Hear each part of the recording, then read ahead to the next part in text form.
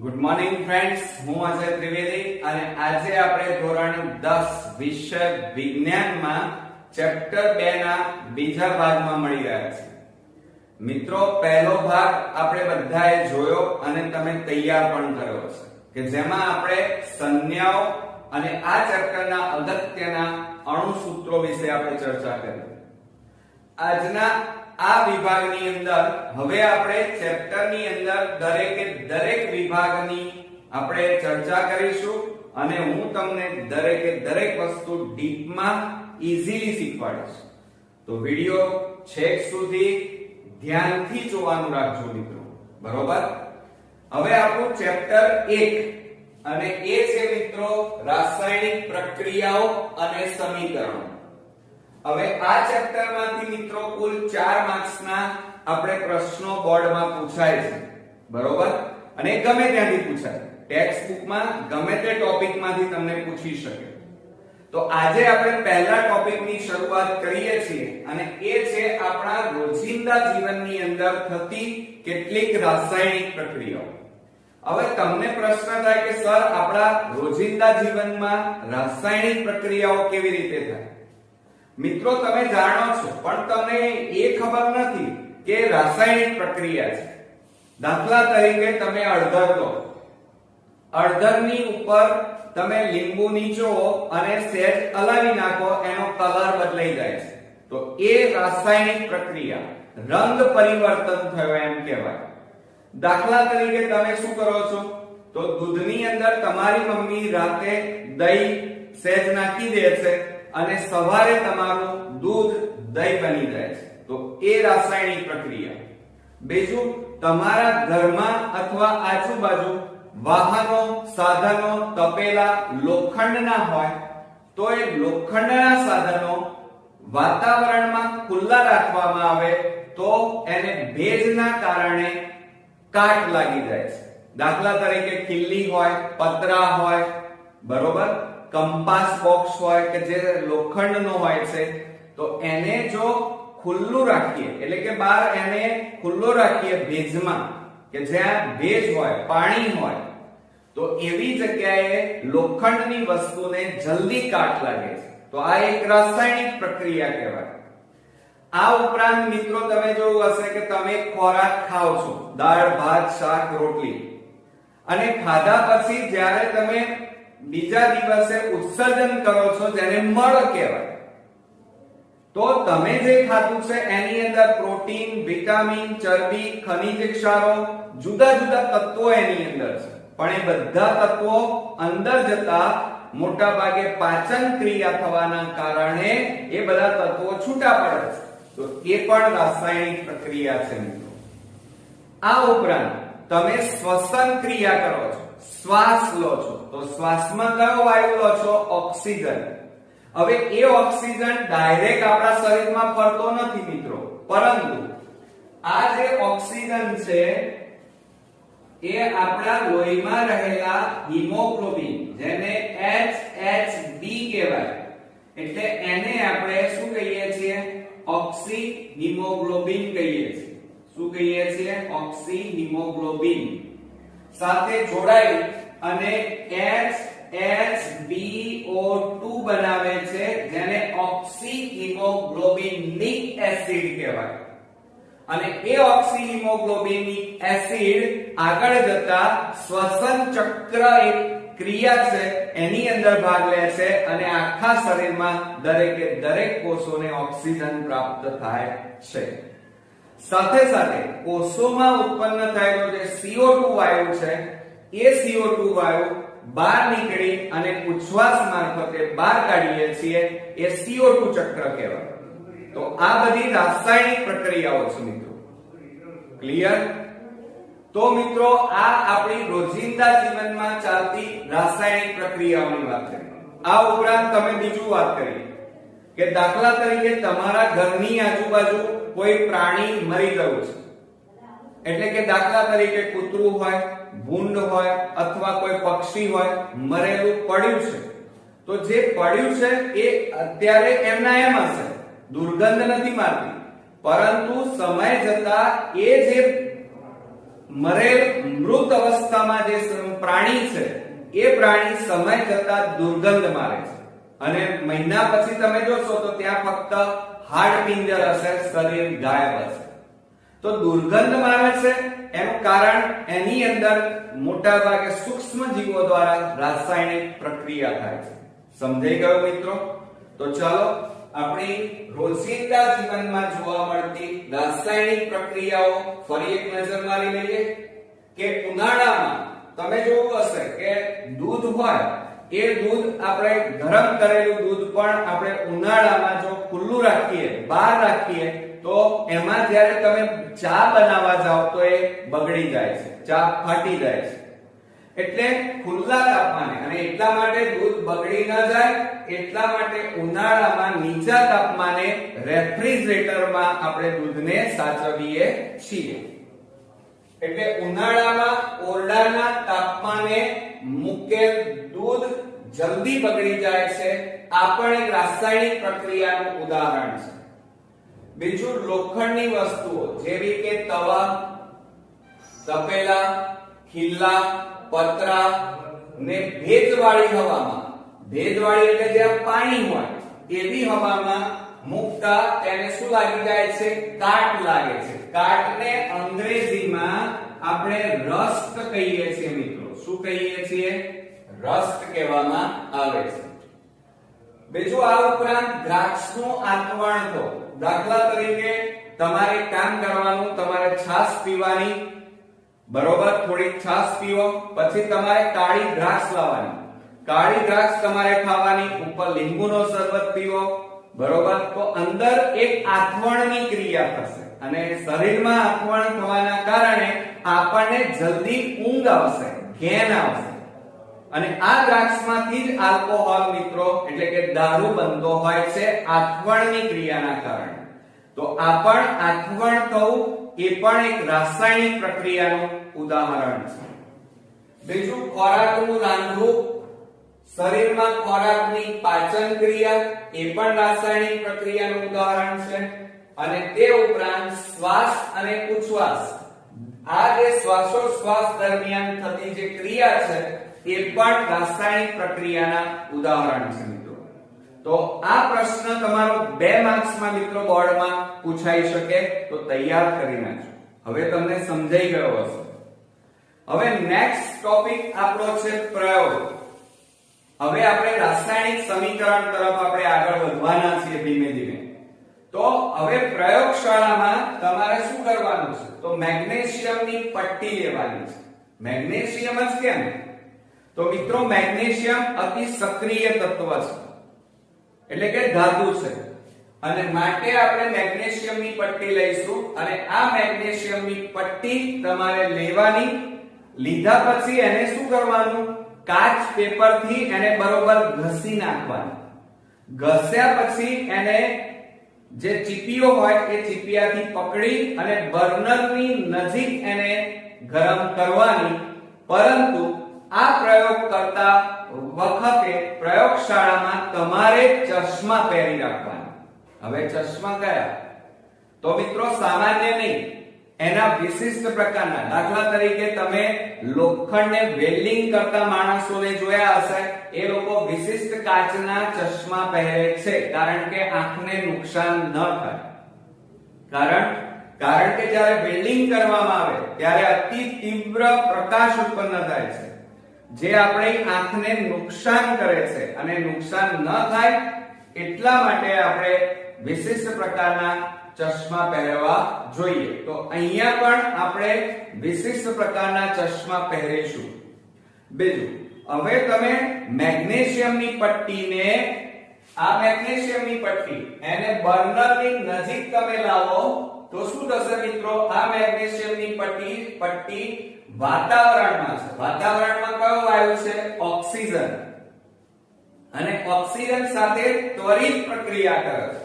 અને ઓક્સિજન સાથે પ્રક્રિયા કરી અને આ બર્નરની મદદથી એને ગરમ કરતા એ આ મેગ્નેશિયમની પટ્ટી અતિ તીવ્ર જ્યોતથી સળગે છે. હવે તીવ્ર જ્યોતથી સળગે એટલે કેવી જ્યોત મિત્રો? તો તમે દિવાળીમાં તારામંડળ સળગાવો છો તો એ તારામંડળ પછી એક દોરી આવે છે. દિવાળીમાં જે ફટાકડા આપણે ફોડીએ એમાં દોરી આવતી હોય છે. તો એ દોરી જ્યારે સળગાવો અને એ કેવી જગારા મારતી એકદમ તીવ્ર જ્યોત હોય એને જગારા મારતી જ્યોત કહેવાય. તો એ જ્યોત જેવી અહીંયા તીવ્ર જ્યોત પ્રકાશ ઉત્પન્ન થાય છે. અને જેમ જેમ આ સળગશે એટલે નીચેની બાજુએ પાવડર રખિયા રાખ ઉત્પન્ન થાય છે એ નીચે પડશે. તો મેગ્નેશિયમની પટ્ટીને બર્નર વડે ગરમ કરતા મેગ્નેશિયમ ત્વરિત સળગે છે અને એ પણ જગારા મારતી જ્યોતથી તીવ્ર પ્રજ્વલિત થાય છે અને એમાં જે પાવડર ઉત્પન્ન થાય એ નીચે વોચ ગ્લાસમાં એટલે કે રકાબીમાં એ પાવડર ભેગો કરવાનો. આ જે પાવડર ભેગો કર્યો એ બીજું કઈ નહીં મિત્રો, એ મેગ્નેશિયમ ઓક્સાઇડ છે. Okay, clear? તો આ રીતે આપણે મેગ્નેશિયમની પટ્ટીનું હવામાં દહન એટલે સળગાવ્યું બરોબર.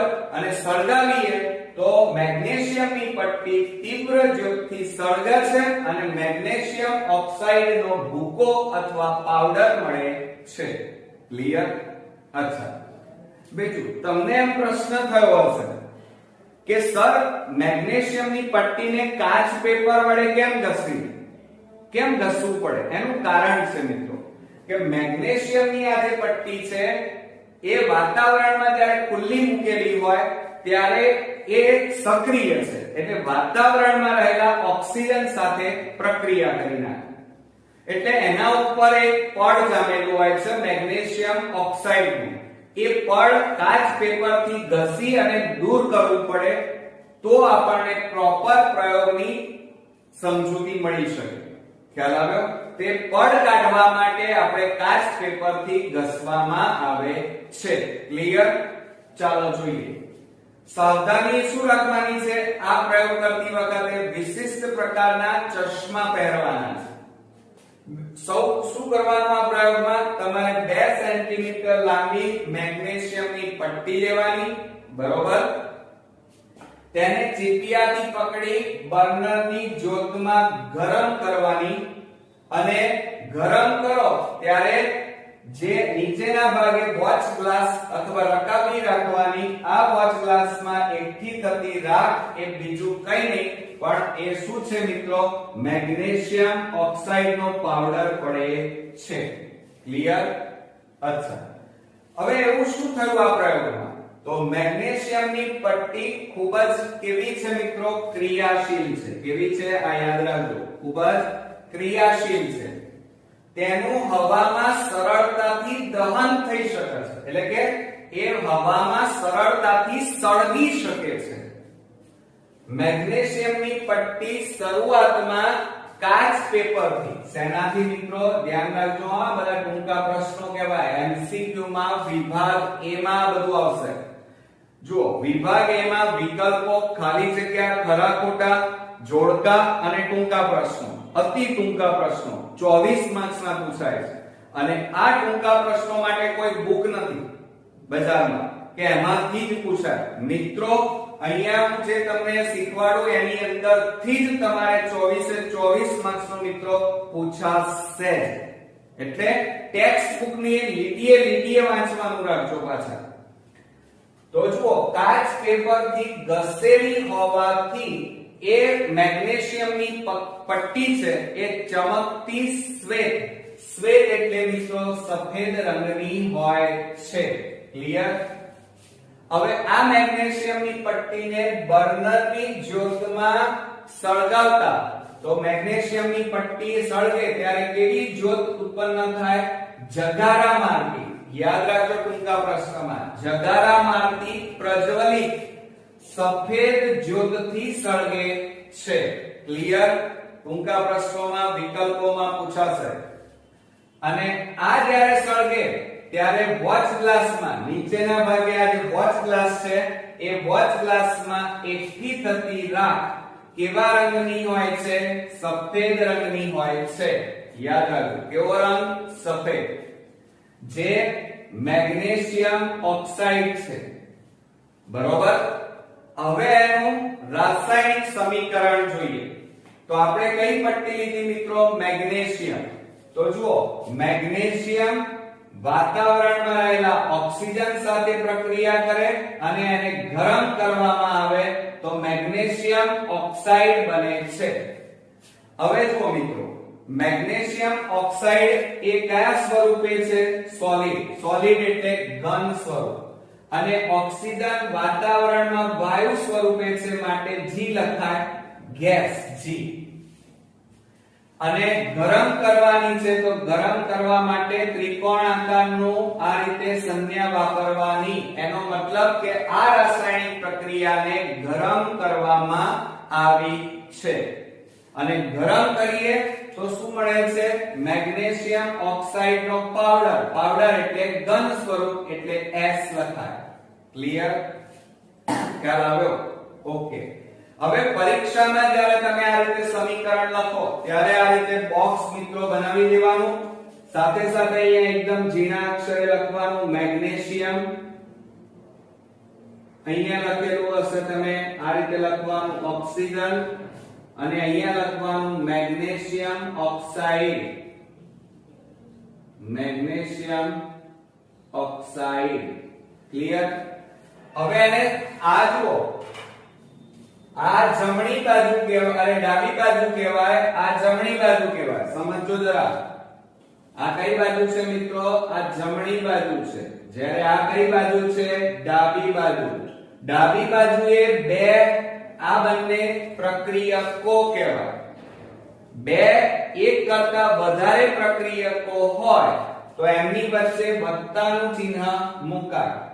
અને જમણી બાજુએ એરોની જમણી બાજુએ આપણને આ શું મળી? નિપજ મળી મિત્રો. શું મળી? નિપજ. ઓકે. એના વિશે હમણાં નેક્સ્ટ વિડિયોમાં આપણે ડીપમાં સુંદર રીતે આપણે શીખવાના છે. હવે જુઓ, બેલેન્સ કરવું પડે સમીકરણને. દાખલા તરીકે તમે અહીંયા 2 લખવાનું ભૂલી ગયા તો આ આખું સમીકરણ ખોટું. કેમ? અહીંયા મેગ્નેશિયમ 1 છે, જ્યારે અહીં તો મેગ્નેશિયમ કેટલા છે? 2. તો બેલેન્સ કરવા માટે આપણે આ મેગ્નેશિયમ કેટલા લેવા પડે? 2. તો જુઓ, મેગ્નેશિયમના અણુ કેટલા? 2. અહીંયા મેગ્નેશિયમના અણુ કેટલા? 2. ઓક્સિજન કેટલા? 2. તો અહીંયા ઓક્સિજન કેટલા? આગળ 2 છે એટલે આ 2 કહેવાય. બરોબર? તો બંને બાજુ અણુઓની સંખ્યા સમાન હોવી જોઈએ. જો સમાન ન હોય તો એ રાસાયણિક સમીકરણ સંતુલિત નથી, અને નથી તો આપણે સંતુલિત બનાવવું પડે. ક્લિયર મિત્રો? અચ્છા, હવે આ પ્રક્રિયામાં બીજી એક અગત્યની વાત કે વાતાવરણમાં એકલો ઓક્સિજન વાયુ નથી, નાઇટ્રોજન વાયુ પણ રહેલો છે. તો વાતાવરણમાં ઓક્સિજન અને નાઇટ્રોજન હોવાથી મુખ્યત્વે આ MgO તો બને જ છે, એટલે કે મેગ્નેશિયમ ઓક્સાઇડ તો બને જ છે. પણ આ મેગ્નેશિયમ થોડાક પ્રમાણમાં અલ્પ એટલે થોડાક પ્રમાણમાં નાઇટ્રોજન સાથે પ્રક્રિયા કરી અને Mg3N2 પણ બનાવે છે. શું બનાવે છે મિત્રો? યાદ રાખજો, મોસ્ટ ઇમ્પોર્ટન્ટ. Mg3N2 બનાવે છે. ટૂંકા પ્રશ્નો વિકલ્પોમાં પૂછી શકાય. Mg3N2 હવે એને બોલાય કેવી રીતે? તો મેગ્નેશિયમ કેટલા? 3. તો ટ્રાય બોલાય. શું બોલાય? Try magnesium. અને નાઇટ્રોજન કેટલા? 2. તો એને ડાયનાઇટ્રોજન. તો આખું વાક્ય શું થયું મિત્રો? Tri magnesium dinitrogen. Okay, clear? યાદ રાખજો, જ્યાં જ્યાં મેં અંડરલાઈન કરી છે એ બધા શોર્ટ ક્વેશ્ચન છે. અને આ આકૃતિ તમારે 2 વાર દોરી નાખવાની છે, કારણ કે આ પ્રયોગ તમારો 3 માર્ક્સમાં મિત્રો બોર્ડમાં પૂછી શકાય. સાથે સાથે આ પ્રશ્ન કે આપણા જીવનમાં જોવા મળતી રાસાયણિક પ્રક્રિયાઓના ઉદાહરણ આપો, 2 માર્ક્સમાં પૂછાશે. તો તૈયાર કરી નાખજો. અને રાસાયણિક સમીકરણો કેવી રીતે લખવા, સંતુલિત કેવી રીતે કરવા એ પણ મેં હમણાં શીખવાડ્યું. પ્રક્રિયાઓ 2 પ્રકારની હોય છે. એક ભૌતિક પ્રક્રિયા અને બીજી છે રાસાયણિક, એટલે કે રસાયણો દ્વારા થતી પ્રક્રિયા. હવે જુઓ, ભૌતિક પ્રક્રિયા કોને કહેવાય?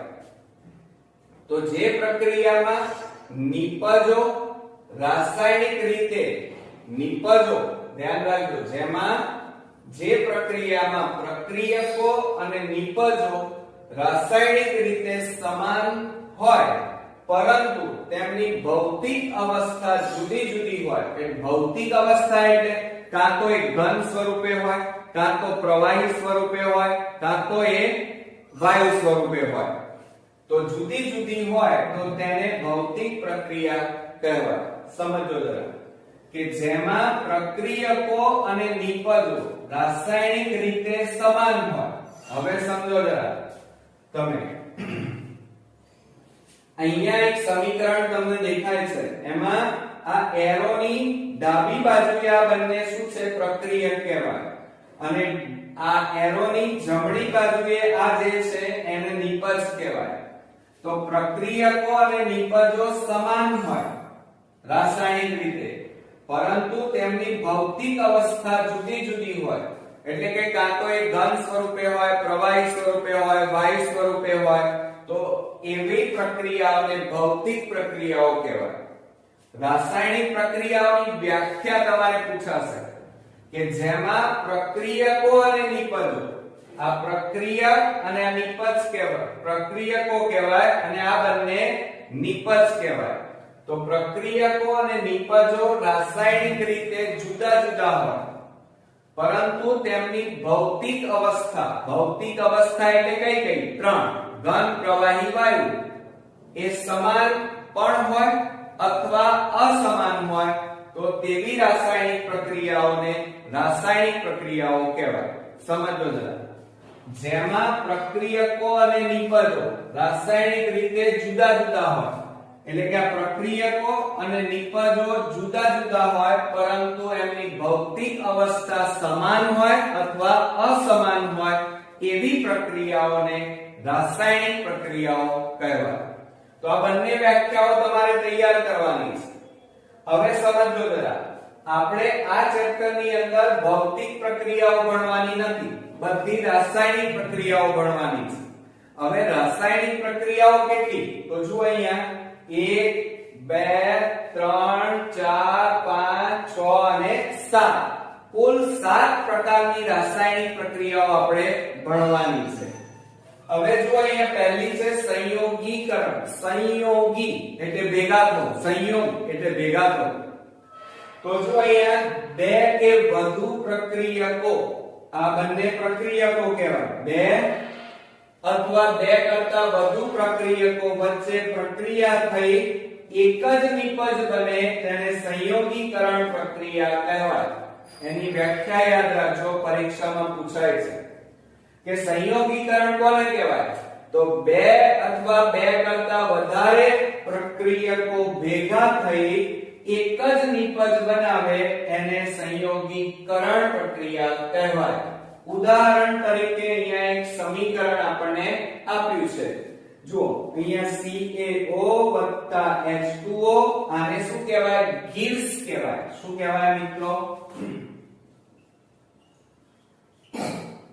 આ એરો જે માર્યો છે એને ગિલ્સ કહેવાય. CaOH હોલ ટ્વાઇસ, કૌંસને શું કહેવાય? હોલ, અને બે છે એને શું કહેવાય? ટ્વાઇસ. હવે તમને એમ થાય કે સર હવે આનું યાદ કેવી રીતે રાખવાનું? તો ધ્યાન રાખો મિત્રો, જ્યાં સુધી એમના ગુજરાતી નામ તમને નહીં આવડે ત્યાં સુધી ક્યારેય તમે સમીકરણો તૈયાર નહીં કરી શકો. એટલે પહેલા વિડિયોમાં આ મેં બધું જ સમજાવ્યું છે, એટલે ખાસ એ જોજો અને તૈયાર કરજો. જુઓ CaO એટલે કેલ્શિયમ ઓક્સાઇડ વત્તા પાણી ગિલ્સ કેલ્શિયમ હાઇડ્રોક્સાઇડ. સમજો જરા, આ બંને પ્રક્રિયકો છે અને આ શું છે? નિપજ. નિપજ કેટલી છે? એક જ. તો એને સંયોગીકરણ કહેવાય. તો કેલ્શિયમ ઓક્સાઇડ વત્તા પાણી ગિવ્સ કેલ્શિયમ હાઇડ્રોક્સાઇડ. ઓકે, હવે આવડ્યું ને? ચલો હવે વિઘટન. વિઘટન પડવું એટલે કે છૂટા થવું. તો એક જ પદાર્થને, કોઈ એક જ પદાર્થને ગરમ કરતા એક કરતા વધુ નિપજ બને તેને વિઘટન પ્રક્રિયા કહેવાય. સમજો જરા, એકમાંથી એક અથવા અનેક નિપજો મળે તેને વિઘટન થયું એમ કહેવાય અને એ પ્રક્રિયાને વિઘટન પ્રક્રિયા કહેવાય. હવે એક જ પદાર્થ છે તો અહીંયા CaCO3 gives CaO CO2. હવે યાદ કેવી રીતે રાખવાનું? તો જુઓ, આ CaCO3 છે એને કેલ્શિયમ કાર્બોનેટ કહેવાય. શું કહેવાય? Calcium carbonate. gives calcium oxide વત્તા કાર્બન ડાયોક્સાઇડ. હવે અહીંયા જુઓ, અહીંયા શું કીધું છે? ગરમ કરતા. એટલે આ પ્રક્રિયાને તમે ગરમ કરી છે. ગરમ કરી છે એ બતાવવું પડે. તે બતાવવા માટે આ ત્રિકોણ આકારની સંજ્ઞા વપરાય છે જેને આપણે ડેલ્ટા કહેવાય. પણ આ ગણિતનો ડેલ્ટા નથી મિત્રો.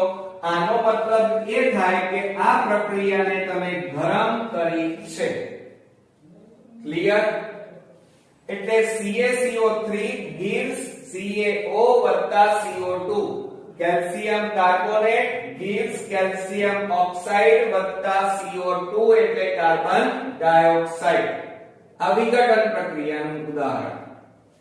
હવે આપણે વિસ્થાપન પ્રક્રિયા જોઈએ. વિસ્થાપન એટલે દાખલા તરીકે આપણે ઘરમાં લગ્ન લીધું હોય તો આપણે ઘરમાં શું કરીએ છીએ? સ્થાપન કરીએ છીએ. કરો છો કે નથી કરતા?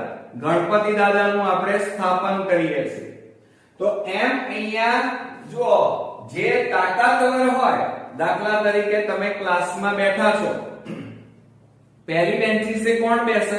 કાં તો હોશિયાર છોકરો બેસે કાં તો તાકાતવર બેસે. પેલો નબળો છોકરો પહેલી બેન્ચીસે બેસી ગયો હોય પણ પેલો તાકાતવર છોકરો શું કરે? સક્રિય છોકરો શું કરે? પેલા નબળા છોકરાને ધક્કો મારીને છેલ્લી બેન્ચીસે મોકલી દે અને પોતે પહેલા બેસી જાય. તો એને શું કર્યું કહેવાય? વિસ્થાપન થયું એમ કહેવાય. એટલે વધુ સક્રિય તત્વ ઓછા સક્રિય તત્વનું વિસ્થાપન કરે છે. સમજો જરા. શું? વધુ સક્રિય તત્વ ઓછા સક્રિય તત્વનું વિસ્થાપન કરે છે. હવે સમજો જરા. એક ઉદાહરણ આપું તમને. દાખલા તરીકે લોખંડની એક ખીલી લઈ લો અને એક ચાંદીની ખીલી લઈ લઈએ. હવે બંનેને બહાર તમે ખુલ્લા વાતાવરણમાં મૂકી દો, એના ઉપર પાણીનો છંટકાવ કરો અને અઠવાડિયા 10 દિવસ પછી બંને ખીલીનો તમે નિરીક્ષણ કરો. તો જે લોખંડની ખીલી છે એનો કલર પણ બદલાય છે અને એના ઉપર શું લાગે છે? કાંટ આવે છે.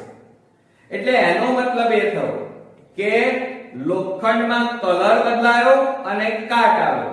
ચાંદીમાં તમે જોજો તો એમાં એક તો કલર આછો થાય છે પણ કાટ આવતો નથી. એટલે એનો મતલબ એ થયો કે લોખંડ સક્રિય છે અને વાતાવરણના ઓક્સિજન સાથે પ્રક્રિયા કરી અને રસ્ટ એટલે કાટ બનાવે છે. ચાંદી ઓછું સક્રિય છે એટલે ઓક્સિજન સાથે ઓછી પ્રક્રિયા કરે છે. સમજ્યો તમે? તો વિસ્થાપન એટલે વધુ સક્રિય તત્વ ઓછા સક્રિય તત્વનું વિસ્થાપન કરે છે. એમાં ઉદાહરણ જોઈએ તો જુઓ, આ Fe CuSO બોર gives FeSO બોર Cu.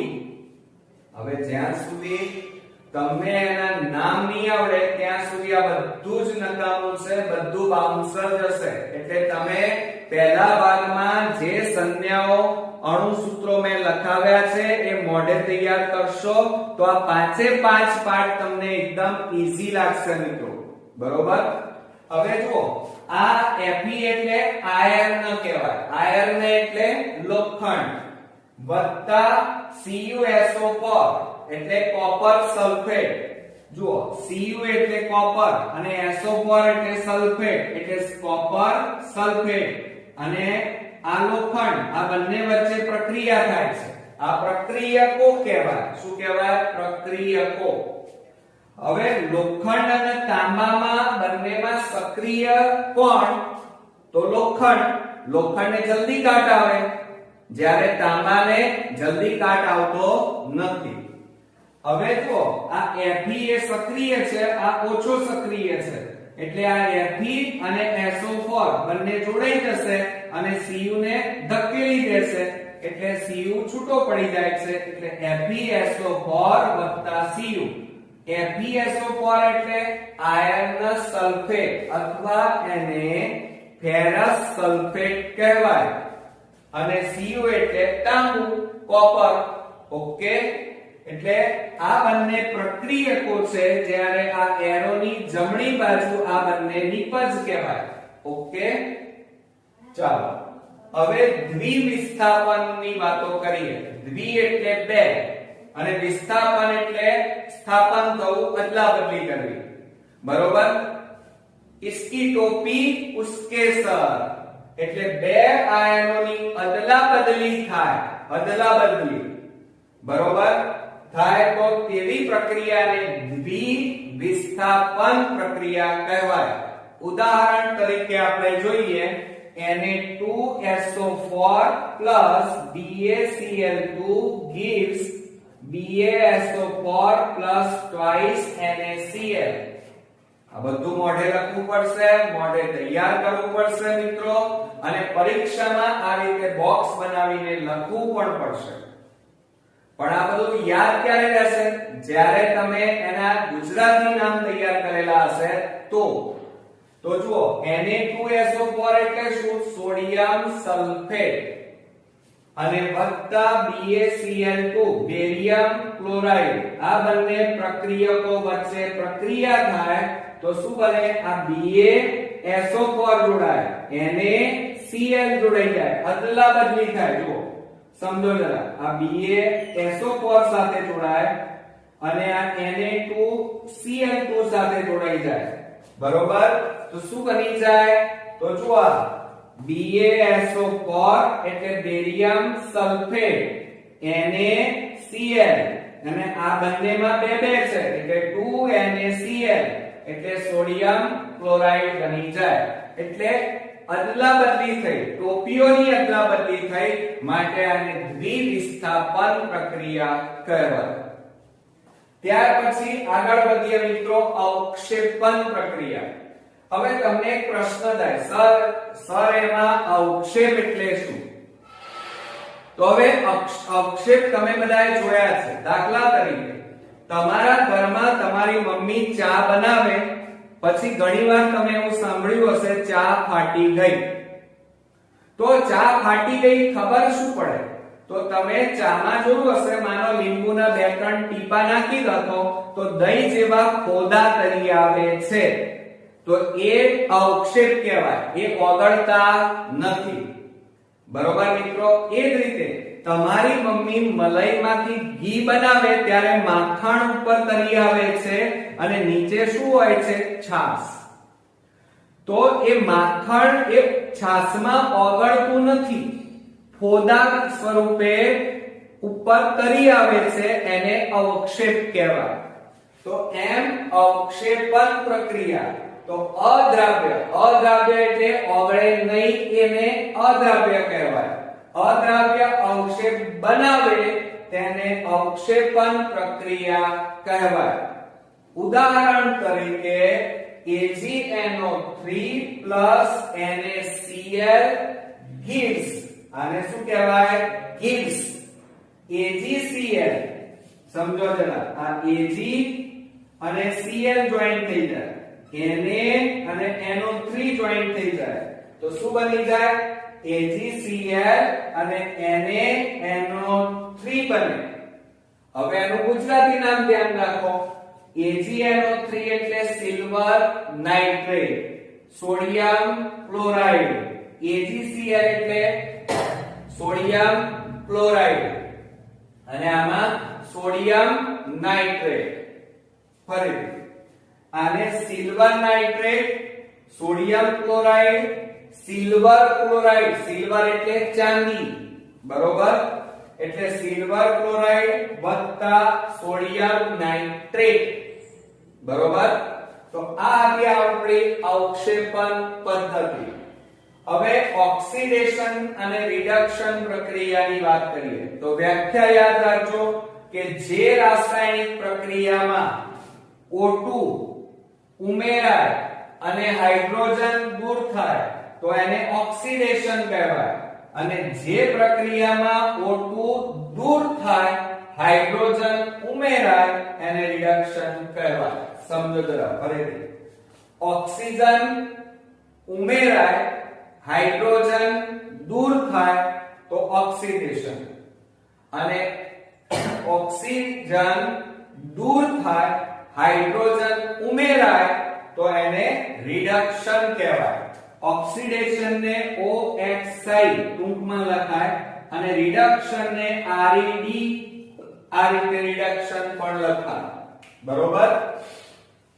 એટલે ટૂંકમાં જે પ્રક્રિયામાં ઓક્સિજન કે હાઇડ્રોજન ઉમેરાય કે દૂર થાય તેને ઓક્સિડેશન અથવા રિડક્શન પ્રક્રિયા કહે છે.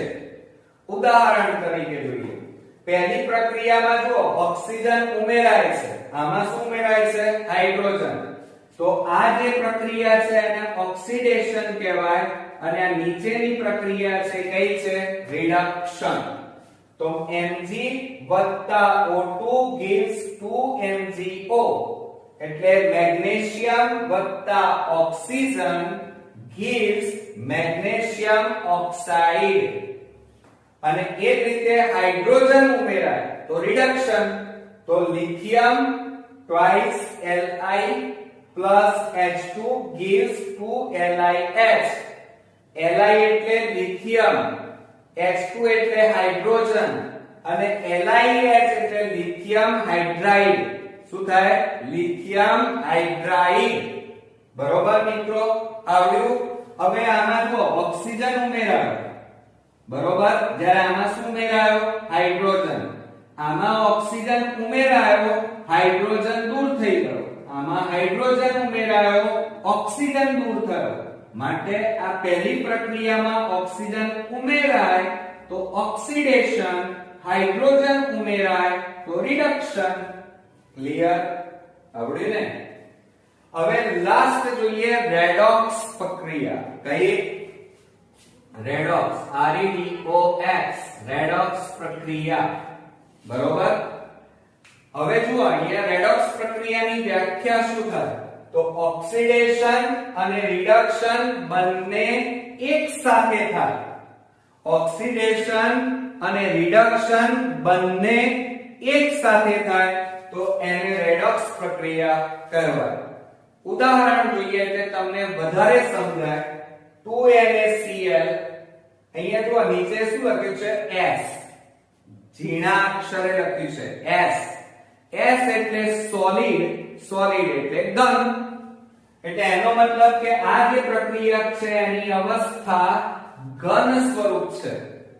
હવે gives 2NaS Cl2 ગેસ એટલે 2Na સોડિયમ અને કયો સ્વરૂપે મળે છે? સોલિડ. સોલિડ એટલે ઘન સ્વરૂપ અને Cl2 એટલે ગેસ, ગેસ એટલે વાયુ સ્વરૂપે ક્લોરીન વાયુ મળે છે. તો sodium chloride gives sodium chlorine. Clear? આવડ્યા ને બધા? તો મિત્રો આ કુલ 7 આપણી રાસાયણિક પ્રક્રિયાઓ આ ચેપ્ટરમાં અહીંયા ભણવાની છે મિત્રો. પણ આ ચાર્ટ એટલા માટે તમને બરોબર મેં પહેલા શીખવાડી દીધો કે પહેલા તો આ પાઠમાં કઈ વસ્તુ આવે છે એ તમને સરળતાથી સમજાઈ ગઈ. હવે એને ડીપમાં આપણે નેક્સ્ટ વિડિયોમાં દરેકે દરેક આ સાથે 7 પ્રક્રિયાઓ અલગ અલગથી ભણવાના છીએ અને હું તમને એકદમ ઈઝી સરળ મેથડથી યાદ રહી જાય એવી રીતે શીખવાડીશ. પણ એ પહેલા આ વિડિયો 2 વાર જરૂરથી જોવાનો છે. જોયા પછી આ આખો ચાર્ટ તમારે ચોપડામાં રંગીન પેનોથી દોરી અને તૈયાર કરવાનો છે. કારણ આ બધી વ્યાખ્યાઓ તમારે વિભાગ A માં પૂછાય છે અને આ બધા ઉદાહરણ તમારે તૈયાર કરવાના છે. 5 વાર લખવાના અને બોલતા જવાનું. ચલો હું તમને શીખવાડું. પ્રક્રિયાઓ કેટલી? બે, ભૌતિક અને રાસાયણિક. રાસાયણિકના કેટલા પ્રકાર? 7. કઈ? સંયોગીકરણ, બરોબર. એમાં ઉદાહરણ બોલો. કેલ્શિયમ ઓક્સાઇડ વત્તા પાણી gives કેલ્શિયમ હાઇડ્રોક્સાઇડ, બરોબર. હું ગુજરાતી નામ શીખવાડું એટલે તમને જલ્દી યાદ રહે અને તૈયાર કરો ત્યારે આ રીતે બોલવાનું. કેલ્શિયમ ઓક્સાઇડ ની પાણી સાથે પ્રક્રિયા થઈ કેલ્શિયમ હાઇડ્રોક્સાઇડ બને છે. પછી કેલ્શિયમ કાર્બોનેટ ને ગરમ કરતા, આ શેનું ચિહ્ન છે? ગરમ કરવાનું.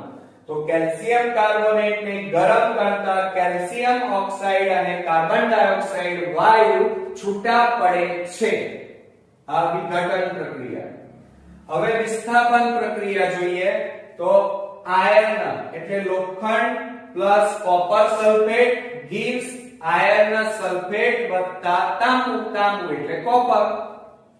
હવે દ્વિવિસ્થાપન પ્રક્રિયાની વાત કરીએ તો સોડિયમ સલ્ફેટ વત્તા barium chloride gives barium sulphate વત્તા સોડિયમ ક્લોરાઇડ.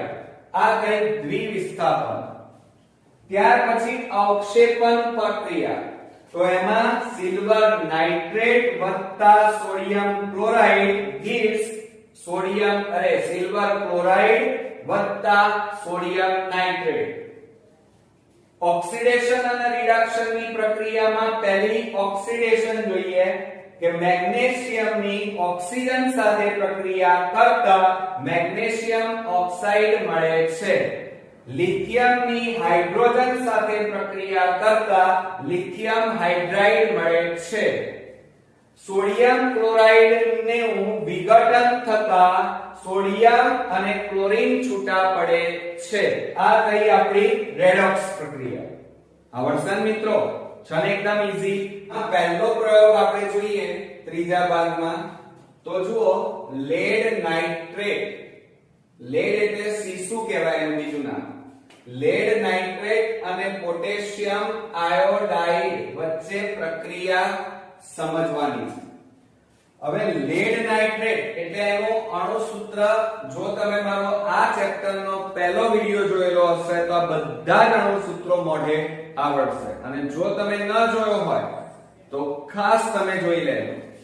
હવે જો લેડ નાઇટ્રેટ એટલે શું થાય? PbNO3 થાય. શું થાય? PbNO3 whole twice.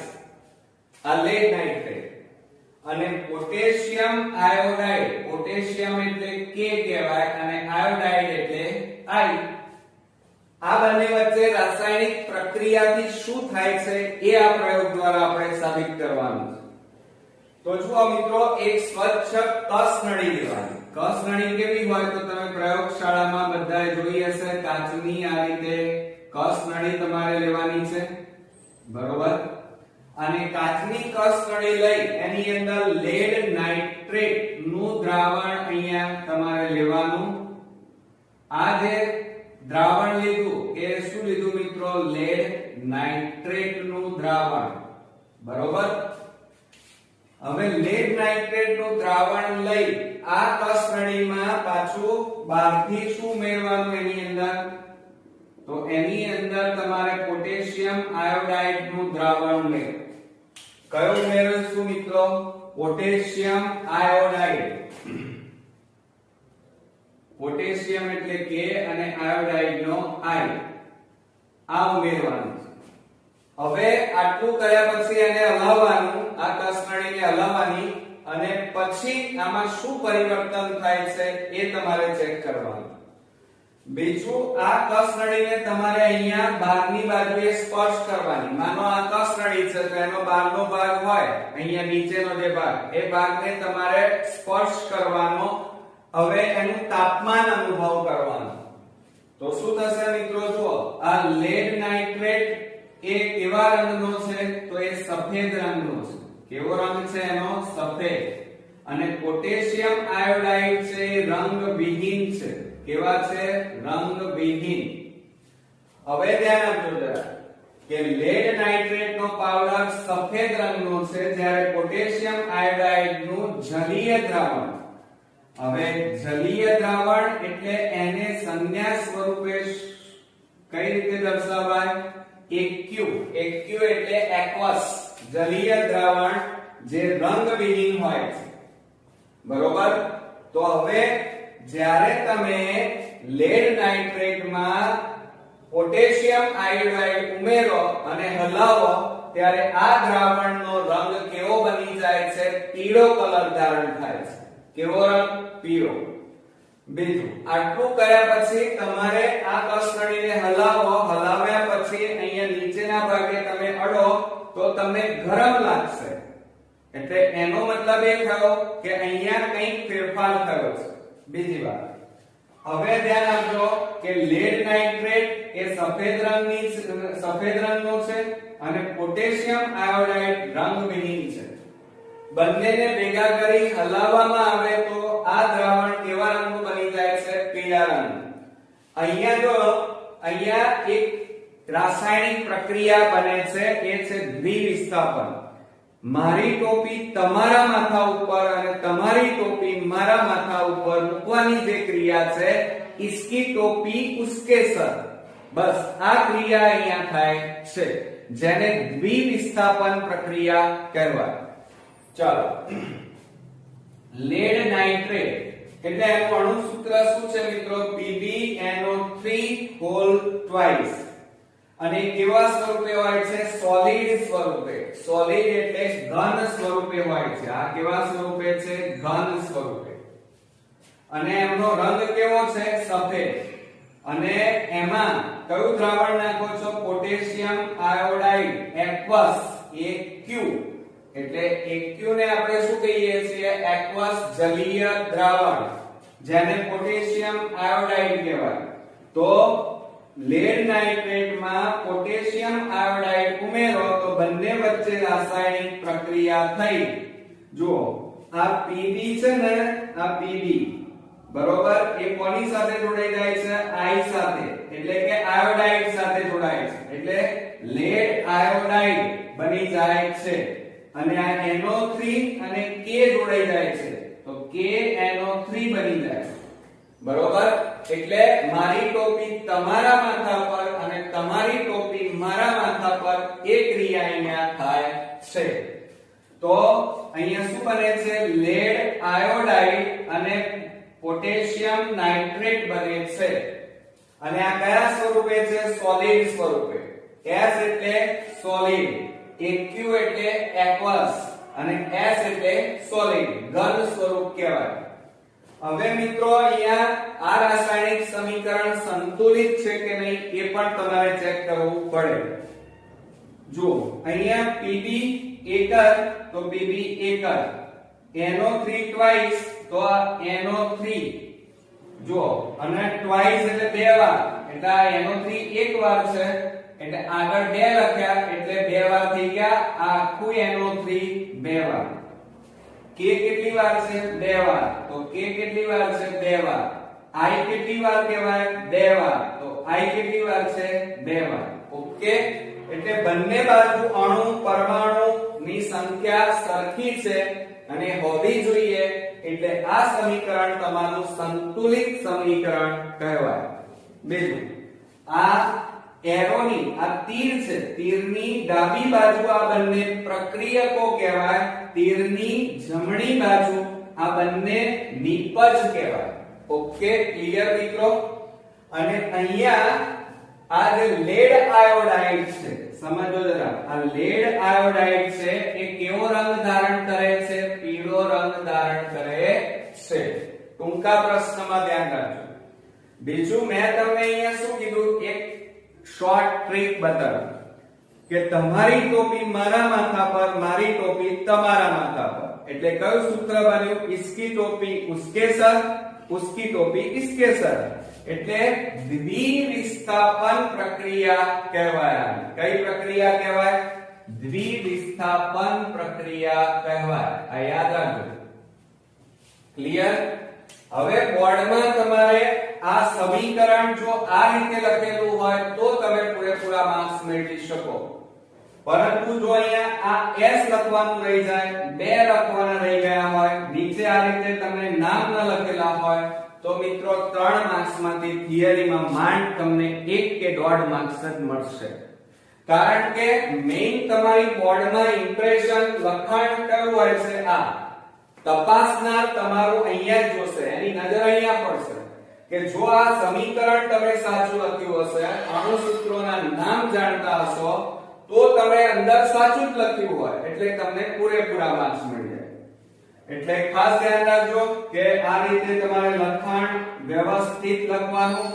અને પહેલા વિડિયોમાં આપણે બધા નામ અને એના અણુસૂત્રો આપણે તૈયાર કર્યા છે. ન તૈયાર કર્યા હોય તો ખાસ તૈયાર કરજો. ઓકે, હવે મિત્રો આપણે બીજો અગત્યનો 3 માર્ક્સનો મોસ્ટ ઇમ્પોર્ટન્ટ બોર્ડની એક્ઝામ માટેનો પ્રયોગ જોઈએ. હવે જુઓ એમાં હેતુ ઝીંક ધાતુ અને મંદ સલ્ફ્યુરિક એસિડ અથવા મંદ હાઇડ્રોક્લોરિક એસિડ વચ્ચે થતી રાસાયણિક પ્રક્રિયા તપાસવી. બરોબર, હવે જો અહીંયા ઝીંક ધાતુ એટલે Zn પ્લસ મંદ સલ્ફ્યુરિક એસિડ એટલે H2SO4, આ બંને વચ્ચે રાસાયણિક પ્રક્રિયા થાય છે અને પ્રક્રિયાથી શું છૂટું પડે છે એ તમારે આ પ્રયોગ દ્વારા સાબિત કરવાનું છે. તમે H2SO4 ની જગ્યાએ હાઇડ્રોક્લોરિક એસિડ પણ લઈ શકો, પણ જો અહીંયા તમને શબ્દ વપરાયો છે મંદ. મંદનો મતલબ શું થાય? દાખલા તરીકે તમે જોયું હશે લીંબુ લેવાનું, લીંબુને કાપી નાખો, કાપી નાખ્યા પછી લીંબુ ડાયરેક્ટ મોઢામાં તમે નીચોઈ દો તો તમને કેવું લાગશે? એકદમ ખાટું. એ સાંદ્ર કહેવાય. કેવું કહેવાય? સાંદ્ર. બીજું એક ઉદાહરણ, લીંબુ લેવાનું, હવે તમને માનો પગે વાગ્યું છે, વાગેલા ઉપર તમે બરોબર લીંબુ નીચોઈ દો તો શું થશે? તમે ચીસ કરી મૂકશો અને બળતરા જોરદાર પડશે. તો એનો મતલબ કે લીંબુનો રસ એ સાંદ્ર કહેવાય. એમ જો સાંદ્ર સલ્ફ્યુરિક એસિડ અથવા સાંદ્ર હાઇડ્રોક્લોરિક એસિડ આ બંને જો સાંદ્ર હોય અને જો આપણા શરીર ઉપર પડે તો શરીરની ચામડી બાળી ફૂટે. બરોબર, એટલે સાંદ્ર છે, તેજ કહેવાય એકદમ, જેને આપણે તેજાબ પણ કહીએ છીએ. પરંતુ જ્યારે એ સાંદ્ર, દાખલા તરીકે લીંબુનો રસ એક ગ્લાસમાં લઈએ થોડો 2 ચમચી અને એમાં 1 ગ્લાસ પાણી નાખી દઈએ તો હવે કેવું બની ગયું? એની ખટાશ ઓછી થઈ ગઈ. એટલે હવે કેવું બની ગયું? મંદ બન્યું એમ કહેવાય. તો આ મંદ સલ્ફ્યુરિક એસિડ અને મંદ હાઇડ્રોક્લોરિક એસિડ વચ્ચે થતી રાસાયણિક પ્રક્રિયા આપણે તપાસવાની છે. હવે શું કરવાનું છે? તમે અહીંયા શું વાપરી રહ્યા છો પ્રયોગશાળામાં? એસિડ. જ્યારે આપણે મંદ હોય અથવા સાંદ્ર એસિડ વાપરતા હોઈએ ત્યારે પ્રયોગશાળામાં શરીરથી એસિડ દૂર રહીને કામ કરવું, કારણ કે કોઈ અકસ્માત ન થાય એટલા માટે. એટલે સાવચેતી રાખવી. બીજું, હવે અહીંયા શું કરવામાં આવે છે? તો આ જે તમે આકૃતિ જોઈ રહ્યા છો, હંમેશા સાયન્સ ની અંદર પૂરેપૂરા માર્ક્સ મેળવવા હોય તો પહેલું વસ્તુ મગજમાં નાખી દો, તમારી આકૃતિ. આકૃતિ તમારી ફર્સ્ટ ક્લાસ હશે મિત્રો તો ઘણું કામ તમારું ઈઝી થઈ જશે. જો અહીંયા આ કોનિકલ ફ્લાસ્ક લીધો છે, એને એક કાણાવાળા બુચ વડે બંધ કરો, પણ એ પહેલા આ કોનિકલ ફ્લાસ્કમાં ઝીંકના ટુકડા લેવાના. ઝીંક એટલે Zn, Zn એટલે જસત. એટલે કોનિકલ ફ્લાસ્કમાં ઝીંક ધાતુના ટુકડા લેવાના. ટુકડા લઈ અને એને એક કાણાવાળા બુચ વડે બંધ કરવાનું અને એક કાણામાંથી એક કાચની નળી પસાર કરવાની. બરોબર મિત્રો? હવે કાચની નળી પસાર કરી આ નળી મારફતે અંદર થોડું ટીપે અંદર મંદ સલ્ફ્યુરિક એસિડ અથવા મંદ હાઇડ્રોક્લોરિક એસિડ રેડવાનો. ક્લિયર? હવે જુઓ આ ઝીંકના જે ટુકડા છે એમાં તમે એની ઉપર કયો એસિડ રેડ્યો છે? મંદ HCl અથવા H2SO4 આ બંને એસિડમાંથી એક એસિડ અને આ ઝીંકના ટુકડા વચ્ચે રાસાયણિક પ્રક્રિયા થઈ હાઇડ્રોજન વાયુ ઉત્પન્ન થાય છે. આ હાઇડ્રોજન વાયુના પરપોટા ઉત્પન્ન થાય છે. અહીંયા શું ઉત્પન્ન થાય છે મિત્રો? હાઇડ્રોજન વાયુના અહીંયા પરપોટા આ રીતે ઉત્પન્ન થાય છે. અને આ બધા હાઇડ્રોજનના પરપોટા ઝીંક ધાતુની આજુબાજુ જમા થઈ જાય છે, જે તમને આંખે દેખાય. બરોબર? અને પછી આ વાયુ હાઇડ્રોજન વાયુ ધીમે ધીમે અહીંયા ઉપર જાય છે અને ઉપર ગયા પછી આ એ જે નળી છે એ નળી મારફતે બહાર નીકળતો આપણને જોઈ શકાય છે. બરોબર? હવે આપણે જો અહીંયા પદ્ધતિ જોઈએ કે એક કોનિકલ ફ્લાસ્ક લો કાચનો, તેમાં ઝીંક ધાતુના ટુકડા લઈએ, પછી તેમાં મંદ સલ્ફ્યુરિક એસિડ કે મંદ હાઇડ્રોક્લોરિક એસિડ ઉમેરો. હવે આટલું કર્યા પછી અંદર શું થાય છે એનું અવલોકન કરીએ. તો ઝીંકના ટુકડા મંદ HCl સાથે પ્રક્રિયા કરી હાઇડ્રોજન વાયુ, કયો વાયુ મિત્રો? હાઇડ્રોજન વાયુ ઉત્પન્ન કરે છે. પરિણામે ઝીંકના ટુકડાની આસપાસ જોજો, આ ઝીંકના ટુકડાની આસપાસ હાઇડ્રોજન વાયુ ના પરપોટા દેખાય છે. શું દેખાય છે? હાઇડ્રોજન વાયુના પરપોટા. કોનિકલ ફ્લાસ્ક, હવે તમારે શું કરવાનું? અહીંયા કોનિકલ ફ્લાસ્ક છે એ કાચના કોનિકલ ફ્લાસ્કને નીચેથી સ્પર્શ કરો તો તમને ગરમ થયેલો દેખાય છે. એટલે અહીંયા જો સ્પર્શ કરો ત્યારે કોનિકલ ફ્લાસ્ક કેવો થઈ જાય છે? ગરમ થાય છે. હવે બરોબર ધ્યાન રાખજો કે અહીંયા જો પહેલા શરૂઆતમાં જ્યારે તમે કોનિકલ ફ્લાસ્ક લીધો ત્યારે ઠંડો હતો, પણ ઝીંક ધાતુ ઉપર HCl એસિડ રેડ્યો, તે બંને વચ્ચે રાસાયણિક પ્રક્રિયા થઈ અને પછી તમે કોનિકલ ફ્લાસ્કને અડો છો, સ્પર્શ કરો છો તો ગરમ લાગે છે. એટલે અહીંયા ઊર્જા છૂટી પડી.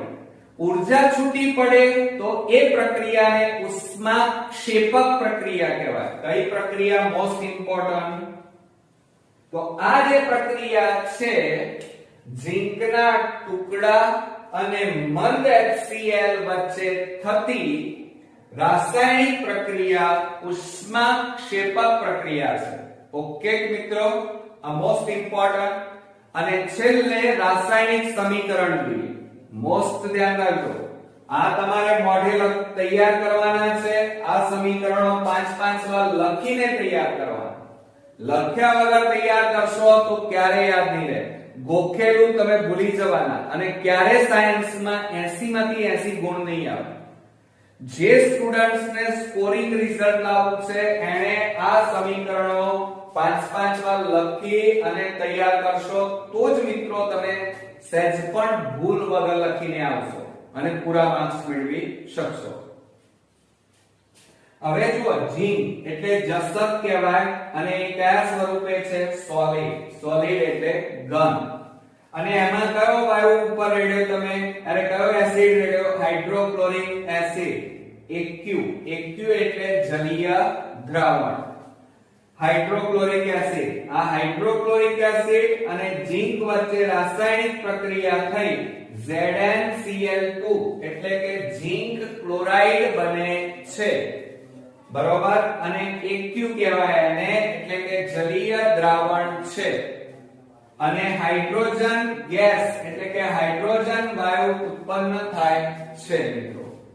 હવે જુઓ, ઝીંકની સંજ્ઞા હાઇડ્રોક્લોરિક એસિડ, ઝીંક ક્લોરાઇડ, આ બધાનું અણુસૂત્ર અને એનું ગુજરાતી નામ આ રીતે તૈયાર હોવા જોઈએ, તો જ આ ચેપ્ટરો રસાયણ વિજ્ઞાનના તમારા પાકા થશે. બરોબર? તો ધ્યાન રાખજો. હવે એને આ સમીકરણ બેલેન્સ છે કે નહીં, સંતુલિત છે કે નહીં એ ચેક કરવું પડે. દાખલા તરીકે તમે આટલું લખીને આવ્યા અને અહીંયા આ રીતે લખ્યું, ચલો તો ખોટું.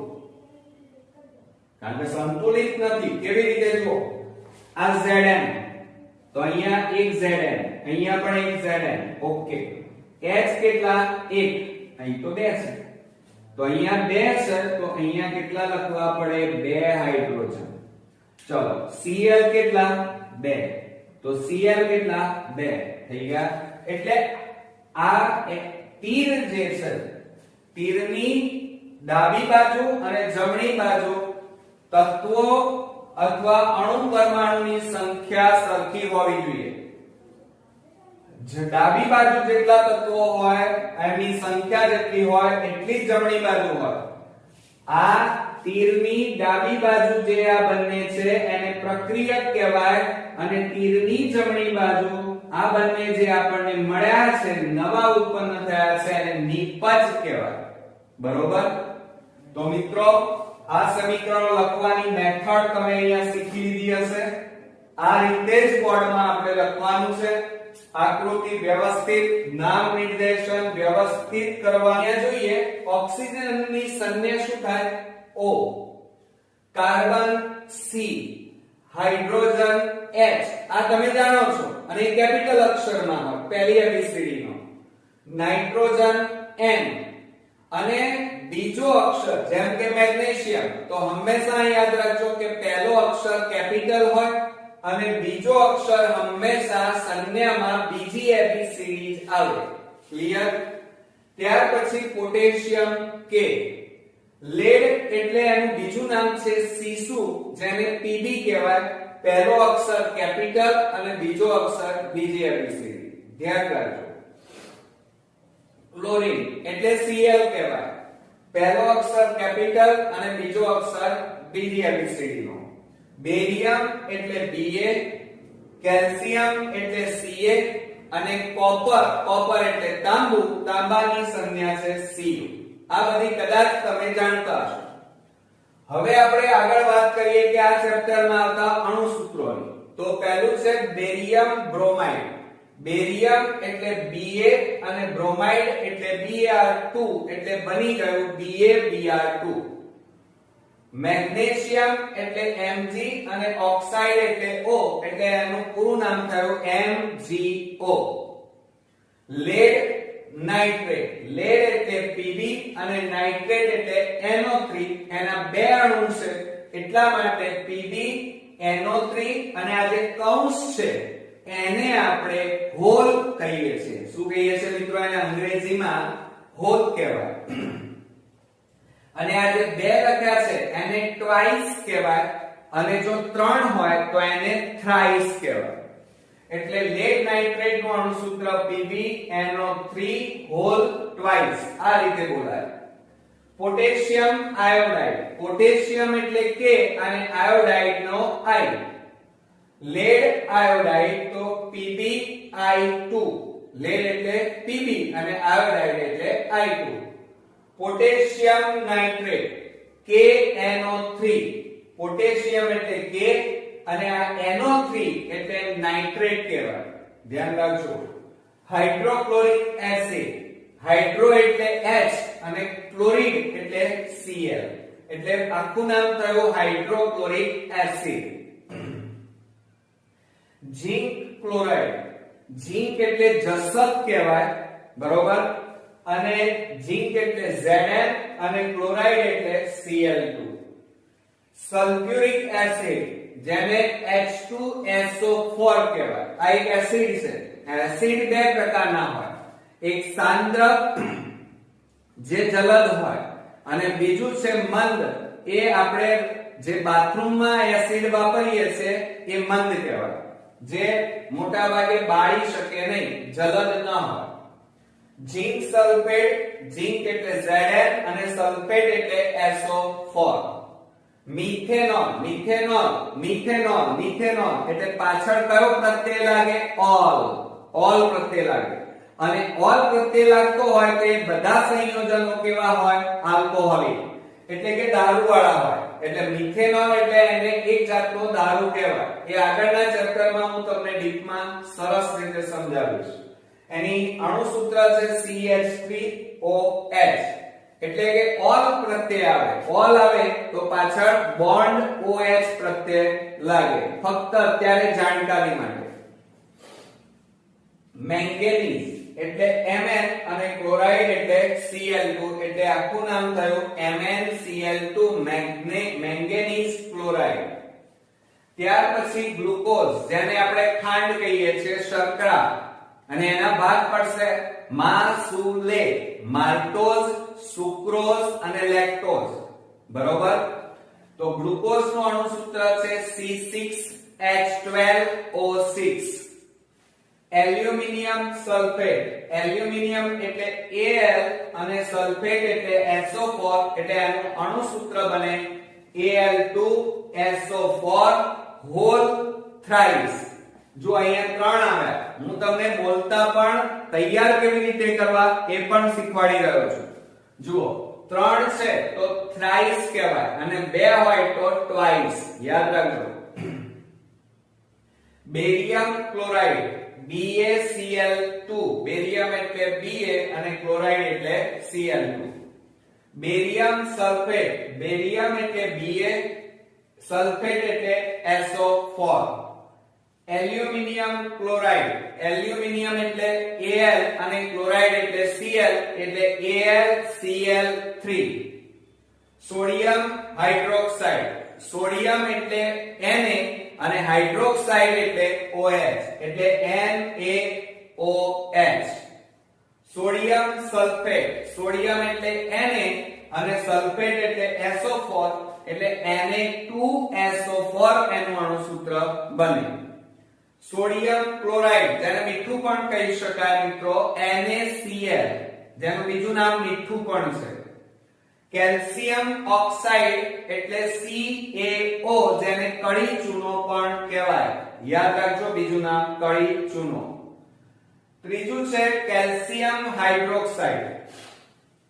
મિત્રો હાઇડ્રોક્સાઇડ શબ્દ આવે એટલે પાછળ શું લાગે? OH. યાદ રાખજો, આ અમુક બેઝિક વસ્તુઓ તમારે યાદ રાખવી પડશે, જેથી કરીને તમારે ધોરણ 10, 11, 12 સાયન્સમાં પણ આ બધી વસ્તુઓ તમારી કમ્પ્લીટ હોય તો કેમેસ્ટ્રી તમને એકદમ ઈઝી લાગશે. જુઓ, કેલ્શિયમ એટલે Ca અને હાઇડ્રોક્સાઇડ એટલે OH એટલે પૂરું નામ શું બોલાય? CaOH whole twice. એને આપણે લાઇમ વોટર પણ કહીએ છીએ, ફોડેલ ચૂનો પણ કહીએ છીએ, અથવા તો ચૂનાનું નીતર્યું પાણી પણ કહેવાય કેલ્શિયમ હાઇડ્રોક્સાઇડ. ત્યાર પછી calcium carbonate CaCO3, calcium carbonate ચૂનાના પથ્થર પણ કહી શકાય. Ferrous sulphate FeSO4, ferrous sulphate પણ કહેવાય. અને અહીંયા તમે આગળ આ Fe એટલે આયર્ન, આયર્ન એટલે લોખંડ, એટલે આને બીજી રીતે બોલવું હોય તો આયર્ન સલ્ફેટ પણ બોલાય અથવા ફેરસ સલ્ફેટ પણ કહી શકાય. ફેરિક ઓક્સાઇડ Fe2O3 એને આયર્ન ઓક્સાઇડ પણ કહેવાય. યાદ રાખજો. ફેરસ સલ્ફેટ FeSO4, ફેરસ એટલે Fe અને સલ્ફેટ એટલે SO4 એટલે FeSO4 અણુસૂત્ર બને. નાઇટ્રોજન ડાયોક્સાઇડ સમજો જરા, મોનો હોય તો એક કહેવાય, ડાય હોય તો બે અને ટ્રાય હોય તો ત્રણ, ટેટ્રા હોય તો ચાર. અહીંયા જો ડાયો શબ્દ વપરાય છે, ડાયો એટલે બે અણુ, મોનો હોય તો એક અણુ કહેવાય, ટ્રાયો હોય તો ત્રણ અણુ કહેવાય એટલે nitrogen dioxide NO2. Lead oxide, lead એટલે Pb અને ઓક્સાઇડ એટલે O એટલે PbO થઈ જાય. એમોનિયમ ક્લોરાઇડ, એમોનિયમ એટલે NH4 અને ક્લોરાઇડ એટલે Cl એટલે આખું અણુસૂત્ર તૈયાર થયું NH4Cl. એમોનિયા એટલે NH3 જેને આપણે ઝેરી વાયુ કહીએ છીએ. બરોબર? જે આ શબ્દ એમોનિયા વાયુ આપણે આગળ બાયોલોજીમાં પણ આ વર્ડ્સને શીખીશું. સિલ્વર, સિલ્વર એટલે મિત્રો ચાંદી. ક્લોરાઇડ, સિલ્વર એટલે Ag અને ક્લોરાઇડ એટલે Cl. સિલ્વર બ્રોમાઇડ, સિલ્વર એટલે Ag અને બ્રોમાઇડ એટલે Br, એટલે આખું અણુસૂત્ર AgBr થાય.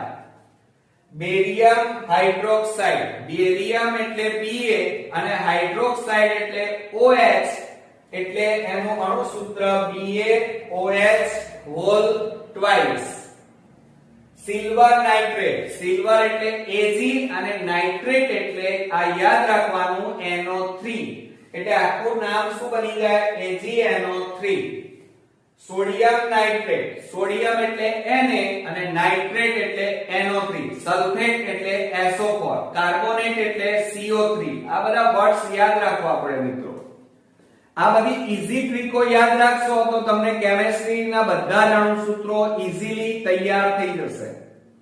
હવે જુઓ અહીંયા કોપર સલ્ફેટ, કોપર એટલે તાંબુ Cu અને સલ્ફેટ એટલે SO4, CuSO4. Copper chloride, copper એટલે Cu અને ક્લોરાઇડ એટલે Cl2. યાદ રાખવાનું Cl2 એટલે ક્લોરાઇડ, એટલે અણુસૂત્ર બને CuCl2. નાઇટ્રોજન સલ્ફેટ, નાઇટ્રોજન એટલે N અને સલ્ફેટ એટલે SO4, તો Na2SO4 થાય. સોડિયમ કાર્બોનેટ CaCO3, અને એને આપણે સોડિયમ કાર્બોનેટ છે તો અહીંયા જુઓ સોડિયમ કાર્બોનેટ, તો અહીંયા શું થશે મિત્રો, સોડિયમ એટલે Na2CO3 થાય. શું થશે મિત્રો, Na2CO3. અને કેલ્શિયમ કાર્બોનેટ હોય તો CaCO3 થાય. હવે આ બધા અણુસૂત્રો યાદ કેવી રીતે રાખવા, તો મિત્રો બેઝિક વસ્તુઓ અમુક યાદ રાખવાની તમારે. ક્લોરાઇડ હોય તો Cl આવે, સલ્ફેટ હોય તો SO4, જુઓ સલ્ફેટ તો SO4 પ્રત્યય લાગી જાય. કાર્બોનેટ હોય તો CO3 પ્રત્યય લાગે, જુઓ કાર્બોનેટ એટલે CO3. ક્લોરાઇડ હોય તો Cl2 પ્રત્યય લાગે. નાઇટ્રેટ હોય તો NO3 પ્રત્યય લાગી જાય, જુઓ નાઇટ્રેટ હોય તો NO3. હાઇડ્રોક્સાઇડ હોય તો OH આવે, શું આવે OH આવે, શું આવે મિત્રો OH. જો અહીંયા આ હાઇડ્રોક્સાઇડ એટલે OH, એટલે યાદ રાખજો કાર્બોનેટ હોય તો કયો પ્રત્યય લાગે CO3, સલ્ફેટ હોય તો SO4, ક્લોરાઇડ હોય તો Cl. મિત્રો આજે આપણે જે જોવાના છીએ એ ટૂંક નોટ 3 માર્ક્સ માં પૂછાશે અને એ છે ક્ષારણ. ક્ષારણ એટલે શું મિત્રો, ક્ષારણ એટલે કટાઈ જવું, કાટ લાગવો. હવે આ શબ્દથી આપણે પરિચિત છીએ. દાખલા તરીકે કાટ લાગવો, કાટ કોને લાગે મિત્રો, તો લોખંડને. લોખંડની કોઈ પણ વસ્તુ વાતાવરણમાં ખુલ્લી મૂકવામાં આવે તો આ લોખંડ, ચાહે લોખંડની ખીલી હોય, લોખંડના પતરા હોય, લોખંડની બેન્ચીસ હોય, લોખંડના સાધનો હોય, તો એ વાતાવરણના ઓક્સિજન સાથે એટલે કે ભેજ સાથે, એસિડ સાથે પ્રક્રિયા કરી અને શું બનાવે છે મિત્રો, તો એ આયર્ન ઓક્સાઇડ બનાવી દે છે, જેને આપણે બીજા શબ્દોમાં ફેરિક ઓક્સાઇડ પણ કહેવાય. અને આ ફેરિક ઓક્સાઇડ એટલે એને રસ્ટ કહેવાય, કાટ કહેવાય, બરોબર. તો એ લોખંડને કાટ લાગ્યો એટલે કે લોખંડ ઉપર આયર્ન ઓક્સાઇડ નું પડ જામી ગયું. સમજો જરા. દાખલા તરીકે આયર્ન એટલે Fe અને વાતાવરણમાં રહેલા ઓક્સિજન સાથે રાસાયણિક પ્રક્રિયા કરી અને શું બનાવી દે છે, આયર્ન ઓક્સાઇડ. હવે આ આયર્ન ઓક્સાઇડ એટલે એનું સૂત્ર આપણે આ રીતે કરી શકીએ કે Fe2O3, જેને આયર્ન ઓક્સાઇડ અથવા એને ફેરિક ઓક્સાઇડ કહેવાય. હવે આ ફેરિક શબ્દ છે ને મિત્રો, એ ફેરમ ઉપરથી આવેલો છે. શેના ઉપરથી? ફેરમ. યાદ રાખજો. હવે જુઓ આયર્ન કેટલા છે? 2. તો અહીંયા આપણે બેલેન્સ કરવા માટે 2 લખવા પડે. ઓક્સિજન કેટલા છે? 2. અહીંયા ઓક્સિજન 3 છે. તો સમજો જરા. હવે આપણે કેટલા લખીએ? અહીંયા ઓક્સિજન 3 લખી કાઢીએ તો જુઓ 3 2 6 થાય. તો અહીંયા આગળ કેટલા લખી કાઢીએ? 2. જોજો બરોબર. હવે ગણતરી કરો. ઓક્સિજન કેટલા? 3 2 6. ઓક્સિજન કેટલા? 3 2 6. પણ આયર્ન કેટલા? 2 અને આ 2 બપે દુ 4. તો અહીંયા ઓક્સિજન કેટલા છે? 2. તો 2 ન આવે મિત્રો. અહીંયા બેલેન્સ કરવા માટે કેટલા લખવા પડે? 4. એટલે ઇન શોર્ટ તમારે એટલું યાદ રાખવાનું છે કે આયર્નની એટલે કે લોખંડની કોઈ પણ વસ્તુને વાતાવરણમાં ખુલ્લી રાખતા લોખંડની વસ્તુને કાટ લાગે છે. આ કાટ લાગવાની ક્રિયાને ક્ષારણ કહેવાય. આ સિવાય બીજી કેટલીક ધાતુઓની વાત કરીએ તો ચાંદી તમે જોઈ હશે. ચાંદીના ઘરેણા તમે જ્યારે બજારમાંથી લાવો ત્યારે એકદમ ચકચકિત ચમકવાળા હશે. પરંતુ આ ચાંદી આપણે જ્યારે ખુલ્લા વાતાવરણમાં રાખવામાં આવે અથવા આપણે જ્યારે પહેરીએ ત્યારે થોડા દિવસોમાં એ ચાંદીની ચમક જતી રહે છે અને એ ચાંદી કાળી પડી જાય છે. તો એનું કારણ શું? તો ચાંદી એટલે સિલ્વર, સિલ્વર એટલે Ag. આ સિલ્વર એટલે કે ચાંદી વાતાવરણના ભેજ અને સાથે સાથે આપણો જે પરસેવો થાય, પરસેવામાં પણ એસિડ હોય તો એની સાથે રાસાયણિક પ્રક્રિયા કરી અને એક પડ બનાવી દે છે જેને આપણે ક્ષારણ કહીએ છીએ. એ જ રીતે તાંબાના વાસણો તમે જોયા હશે કે જ્યારે બજારમાંથી લાવીએ ત્યારે ચકચકિત હોય. એને તમારી મમ્મી રાખી મૂકે છે અને જ્યારે દિવાળી આવે, લાંબો સમય જાય ત્યારે તાંબાના વાસણો મોટા ભાગે પોતાનો ચમક, પોતાનો જે ચળકાટ છે એ ચળકાટ ગુમાવી બેસે છે. એનું કારણ કે કોપર એટલે તાંબુ કહેવાય અને આ તાંબુ વાતાવરણ સાથે પ્રક્રિયા કરી, વાતાવરણના ઓક્સિજન, ભેજ, એસિડ સાથે પ્રક્રિયા કરી અને શું બનાવી દે છે? કોપર ઓક્સાઇડ નું પડ બનાવે છે. અને આ કોપર ઓક્સાઇડ એટલે કાટ કહેવાય. બરોબર? અને જેના કારણે તાંબુ હોય, ચાંદી હોય કે લોખંડ હોય એ પોતાની ચમક ગુમાવી બેસે છે. બીજું જેને આપણે ક્ષારણ પણ કહીએ છીએ. તો ચાલો જોઈએ કે એસિડ અને ભેજની હાજરીમાં ધાતુને કાટ લાગે છે. ધાતુ એટલે આયર્ન, કોપર, સિલ્વર એટલે કે સક્રિય ધાતુને કાટ લાગે છે. આ કાટ લાગવાની ધ્યાન રાખજો, કાટને અંગ્રેજીમાં RUST રસ્ટ પણ કહેવાય. આ કાટ લાગવાની જે ક્રિયા છે એ ક્રિયાને શું કહેવાય? ક્ષારણ કહેવાય. ઓકે, ખવાઈ જવું કહેવાય, કટાઈ જવું એમ પણ કહી શકાય. દાખલા તરીકે લોખંડને કાટ લાગે છે. ચાંદી પર લાગતું કાળા રંગનું, જ્યારે ચાંદી આપણે લાવીએ ત્યારે ચકચકિત હોય પણ જ્યારે પહેરીએ ત્યારે આપણા શરીરનો પરસેવો, વાતાવરણનો ઓક્સિજન એટલે કે ભેજ, આ બધામાં લાંબો સમય રહે તો કાળા રંગનું એની ઉપર પડ જામી જાય છે. એ જ રીતે તાંબાના વાસણોની વાત કરીએ. તાંબા, પિત્તળના વાસણો ઉપર કયા રંગનું? લીલા રંગનું. જુઓ, ચાંદી ઉપર કાળા રંગનું, સમજો જરા. પછી તાંબા અને પિત્તળ ઉપર લીલા રંગનો ક્ષાર બાજે છે. શું બાજી જાય છે મિત્રો? ક્ષાર. વગેરે ક્ષારણના ઉદાહરણો છે જે આપણે જાહેર જીવનમાં આપણા ઘરની અંદર પણ જોઈ શકીએ છીએ. હવે આ ક્ષારણને કારણે લોખંડના ઉપરના સ્તર પર, લોખંડ ઉપર કયું પડ લાગી જાય છે? લાલાશ પડતા કથ્થાઈ રંગનો પાવડર જમા થાય છે. કોની ઉપર? લોખંડ ઉપર. યાદ રાખજો, ક્ષારણને કારણે એટલે કે કાટ લાગે એટલે લોખંડની ઉપર લાલાશ પડતા કથ્થાઈ રંગનો પાવડર જમા થાય છે, જેને લોખંડનું કટાવું અથવા તો એને શું કહેવાય મિત્રો? ક્ષારણ કહે છે. ટૂંકમાં આપણે જો કહીએ તો જ્યારે ધાતુ પર તેની આસપાસના પદાર્થો, યાદ રાખજો, જેવા કે ભેજ, એસિડ વગેરેનો હુમલો થાય ત્યારે તેનું ક્ષયન થાય છે. ક્ષયન. ક્ષયન એટલે કટાઈ જવું. ક્ષયન એટલે એની ચમક ગુમાવી. બરોબર, ક્ષારણ થવું એને બીજી ભાષામાં ક્ષયન કહેવાય. આ પ્રક્રિયા ક્ષારણ કહે છે. ઓકે, હવે આ ક્ષારણ એટલે કે કાટ જો લાંબા સમય સુધી આની આ જ પ્રક્રિયાનું વારંવાર પુનરાવર્તન થાય તો લોખંડના જે સાધનો છે એને નુકસાન થવાની સંભાવના રહે, જેના કારણે લોખંડમાંથી બનેલા સાધનો જેવા કે સાયકલ લોખંડમાંથી બનેલી છે, લોખંડના જહાજોના પતરા, પછી તે ઉપરાંત આપણા વાહનો જે ચાર પૈડા વાળા છે એના દરવાજા, આ બધી બોડી આખી લોખંડની બનેલી હોય છે.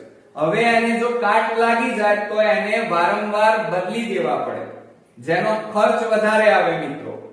તો જુઓ, ક્ષારણને લીધે લોખંડમાંથી બનતી વસ્તુઓ જેવી કે કારના ભાગો, ધ્યાન આપજો, પછી પુલ, આપણે જે પુલ બનાવીએ છીએ નદી ઉપર અથવા બ્રિજ ઉપર જે પુલ બનાવીએ છીએ લોખંડના એ, તે ઉપરાંત લોખંડની રેલિંગ, આપણે ધાબા ઉપર જે ટેરેસ હોય ત્યાં લોખંડની જે ગ્રીલ જાળી જે બનાવીએ છીએ એ રેલિંગ, તે ઉપરાંત જહાજ વગેરેને નુકસાન થાય છે. એટલે કે કાટ લાગી જાય, જો ખુલ્લું રાખીએ તો કાટ લાગી જાય. ચોમાસું, ઉનાળો, શિયાળો આ બધામાં ભેજના પ્રમાણના કારણે એને કાટ લાગવાની સંભાવના વધારે રહે. અને આ કાટયુક્ત લોખંડને બદલવું પડે, કારણ કે કટાઈ જાય, અને કટાઈ જાય તો વારંવાર એને બદલવું પડે અને બદલવામાં ખર્ચ વધારે આવે. હવે આ કટાવું, કાટ લાગવાની અથવા ચળકાટ ગુમાવવાની ક્રિયાને અટકાવવા માટે, ક્ષારણ અટકાવવા માટે, ક્ષયન અટકાવવા માટે મિત્રો લોખંડ ઉપર લોખંડ કરતા વધારે સક્રિય ધાતુ જેવી કે ઝિંક ધાતુનું કલર કરવામાં આવે છે. કયું પડ ચડાવીએ છીએ મિત્રો? ઝિંક. ઝિંક એટલે જસત, જે લોખંડ કરતા વધારે સક્રિય ધાતુ છે. એટલે લોખંડને કાટ લાગતા અટકાવવા માટે એક તો લોખંડ ઉપર કલર કરવાનો, ઓઇલ પેન્ટ, અથવા તો લોખંડ ઉપર ઝિંકનું પડ ચડાવી દેવામાં આવે છે, જેના કારણે લોખંડનો વાતાવરણના ભેજ, એસિડ સાથેનો સંપર્ક તૂટી જાય છે. એટલે અહીંયા ક્ષારણની ક્રિયા મિત્રો અટકી જાય છે. તો જુઓ, લોખંડ ઉપર કાટ લાગતો અટકાવવા માટે તેની ઉપર રંગ કરવામાં આવે છે, અથવા લોખંડ કરતા વધારે સક્રિય ધાતુ જેવી કે, મોસ્ટ ઇમ્પોર્ટન્ટ યાદ રાખજો, ટૂંકા પ્રશ્ન MCQ માં પૂછાશે કે ઝિંક ધાતુ, તેની પર પડ લગાડવામાં આવે છે. એટલે કે લોખંડ ઉપર કાટ લાગતો અટકાવવા માટે કાં તો રંગ કરવાનો, ઓઇલ પેન્ટ, કાં તો લોખંડ ઉપર ઝિંકનું પડ ચડાવી દેવામાં આવે છે.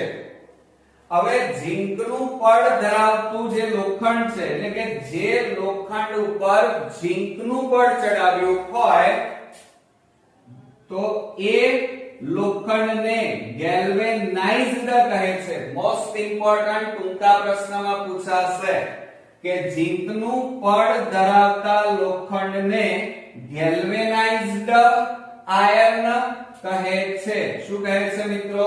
ગેલ્વેનાઇઝ્ડ આયર્ન કહે છે. અને આ પડ જે ચડાવવાની ક્રિયા છે એ ક્રિયાને ગેલ્વેનાઇઝેશન કહે છે. શું કહે છે? ગેલ્વેનાઇઝેશન. એટલે યાદ રાખજો મિત્રો કે લોખંડ ઉપર કાટ અટકાવવા માટે, લોખંડને કાટ લાગતું અટકાવવા માટે ઝિંકનું પડ ચડાવવામાં આવે છે, અને આ ઝિંકનું પડ લગાડવામાં આવે છે એ ક્રિયાને ગેલ્વેનાઇઝેશન કહેવાય. અને જે લોખંડ ઉપર ગેલ્વેનાઇઝ્ડનું પડ ચડાવેલું હોય એને ગેલ્વેનાઇઝ્ડ લોખંડ અથવા આયર્ન કહે છે. એટલે આ બે શબ્દો બહુ ધ્યાન આપજો કે ગેલ્વેનાઇઝ્ડ આયર્ન અને ગેલ્વેનાઇઝેશન આ બંને વસ્તુ શોર્ટ ક્વેશ્ચન માં ઘણીવાર બોર્ડમાં પૂછાયેલું છે, એટલે આ એક ખાસ ધ્યાન રાખજો. ઓકે મિત્રો, એટલે ક્ષારણ વિશે હવે તમને બરોબર ડીપમાં ખ્યાલ આવી ગયો હશે કે કટાવું કોને, કટાવાની ક્રિયા કોને કહેવાય, ક્ષારણ કોને કહેવાય, ક્ષારણ એટલે ક્ષયન કહેવાય. અને આ ક્ષારણ દૂર કરવા માટે લોખંડ ઉપર તમે કયું પડ ચડાવો છો, ઝીંકનું પડ ચડાવો છો અથવા એને રંગ કરવામાં આવે છે. બીજું, જે લોખંડ ઉપર ઝીંકનું પડ ચડાવેલું હોય એ લોખંડને ગેલ્વેનાઇઝ્ડ લોખંડ કહેવાય. અને પડ ચડાવવાની, ઝીંકનું પડ ચડાવવાની ક્રિયાને ગેલ્વેનાઇઝેશન કહે છે. ઓકે, તો હવે મિત્રો આ ચેપ્ટરની લાસ્ટ થિયરી, અને એ પણ મોસ્ટ ઇમ્પોર્ટન્ટ 2 માર્ક્સમાં મિત્રો પૂછાશે. અને એ થિયરી છે ઉષ્મા શોષક અને ઉષ્મા ક્ષેપક પ્રક્રિયા. એટલે શું, ઉદાહરણ આપી સમજાવો. હવે 2 પ્રક્રિયાઓ જોવાની છે, સમજો જરા. એક છે ઉષ્મા શોષક પ્રક્રિયા અને બીજી છે ક્ષેપક પ્રક્રિયા. તો પહેલી આપણે ક્ષેપક જોઈએ. ક્ષેપક એટલે છૂટા પડવું, ઊર્જા છૂટી પડવી, ઉષ્મા મુક્ત થવી, એને ઉષ્મા ક્ષેપક પ્રક્રિયા કહેવાય. તો જે રાસાયણિક પ્રક્રિયા દરમિયાન ધ્યાન રાખજો, જે રાસાયણિક પ્રક્રિયામાં નિપજના નિર્માણની સાથે ઉષ્મા, જે રાસાયણિક પ્રક્રિયામાં નિપજના નિર્માણની સાથે ઉષ્મા, ઉષ્મા એટલે ઊર્જા, ગરમી છૂટી પડતી હોય, મુક્ત થતી હોય તેવી પ્રક્રિયાને ઉષ્મા ક્ષેપક પ્રક્રિયા કહે છે. એટલે એનો મતલબ એ થયો કે ક્ષેપકમાં ઊર્જા છૂટી પડે, ઉષ્મા છૂટી પડે. ઓકે મિત્રો, તો એ પ્રક્રિયાને ઉષ્મા ક્ષેપક પ્રક્રિયા કહેવાય. ઉદાહરણ જોઈએ કે કુદરતી વાયુ, કુદરતી વાયુ એટલે એલપીજી, લિક્વિફાઈડ પેટ્રોલિયમ ગેસ, જેમાં આપણે મિથેન વાયુ કરીએ છીએ. મિથેન એટલે CH4 કહેવાય. યાદ રાખજો, મોસ્ટ ઇમ્પોર્ટન્ટ, કે કુદરતી વાયુ એટલે મિથેન, મિથેન એટલે CH4. એને તમે એક ગેસને સળગાવો, સળગાવવાનું એટલે દહન કરવું. તો કુદરતી વાયુ એટલે CH4 એટલે મિથેનના દહનથી શું છૂટી પડે છે, ઉષ્મા છૂટી પડે છે. આ રાસાયણિક પ્રક્રિયાને ઉષ્મા ક્ષેપક પ્રક્રિયા કહેવાય.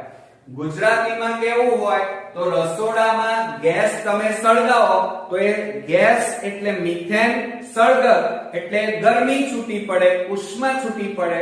તો એ રાસાયણિક પ્રક્રિયાને ઉષ્મા ક્ષેપક પ્રક્રિયા કહેવાય, કારણ એમાં ઉષ્મા અને પ્રકાશ ઊર્જા બંને છૂટી પડે છે. હવે એને આપણે સમીકરણ સ્વરૂપે દર્શાવીએ. કુદરતી વાયુ એટલે મિથેન, મિથેન એટલે CH4 ગેસ. એટલે મિથેન વાયુનું ઓક્સિજનની હાજરીમાં, વાતાવરણમાં રહેલા ઓક્સિજનની હાજરીમાં એનું દહન થાય છે, સળગશે.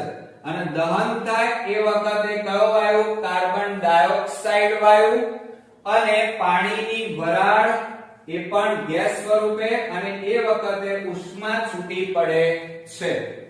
હવે આપણું રાસાયણિક સમીકરણ સાચું છે કે ખોટું જોઈએ.